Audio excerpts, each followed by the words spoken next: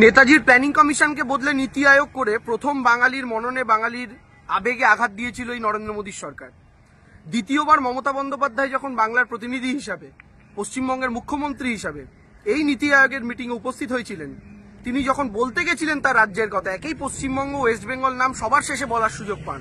ঘন্টার পর ঘন্টা অপেক্ষা করার পর শেষে যখন বলতে গেছিলেন, তার বক্তব্য শেষ হওয়ার আগে মাইকটা অফ করে দেওয়া হয়েছিল, অর্থাৎ বাংলার গলা টিপে ধরা হয়েছিল, বাংলার মাইক মিউট করা হয়েছিল, মমতা বন্দ্যোপাধ্যায়ের নয়।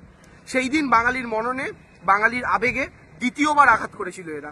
আর আজ এই নীতি আয়োগের ওয়েবসাইটে দেখা যাচ্ছে যে পশ্চিমবঙ্গকে বিহারের ম্যাপ দিয়ে দেখানো হচ্ছে, অর্থাৎ পশ্চিমবঙ্গের তথ্য দেখতে গেলে আপনাকে পশ্চিমবঙ্গের জায়গায় বিহারের ম্যাপ দেখানো হচ্ছে। 2021 সালে একটা স্লোগান তৈরি করেছিলাম, খেলা হবে, তার 4টে লাইন ছিল, আমার মাটি সইবে না, ইউপি বিহার হইবে না, বাংলা আমার বাংলার হবে, বন্ধু আবার খেলা হবে। এই স্লোগানের বক্তব্যের উদ্দেশ্য ছিল এটাই, কারণ ভারতীয় জনতা পার্টির টার্গেট প্রথম থেকে বাংলাকে উত্তরপ্রদেশ, বিহার, মধ্যপ্রদেশ, রাজস্থান বানানো, বাংলাকে গোবলয় রাজ্যগুলোর সঙ্গে মিশিয়ে দেওয়া, বাংলার কৃষ্টি, সংস্কৃতি, কালচারকে নষ্ট করা। এবং সেই জায়গা থেকে দাঁড়িয়ে আজকে যখন নীতি আয়োগের ওয়েবসাইটে বিহারের ম্যাপ দেখানো হচ্ছে, এটা কিন্তু অনিচ্ছাকৃত নয়।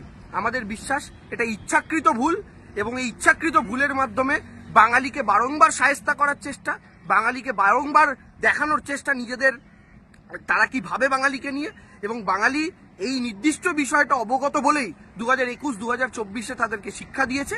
এবং আজকে এই নীতি আয়োগের ওয়েবসাইটে যেভাবে পশ্চিমবঙ্গকে বিহারের ম্যাপ দিয়ে দেখানো হলো, এই বাঙালি কিন্তু বিজেপিকে এবং নরেন্দ্র মোদীকে এবং তাদের এই সরকারকে কোনোদিন ক্ষমা করবে না।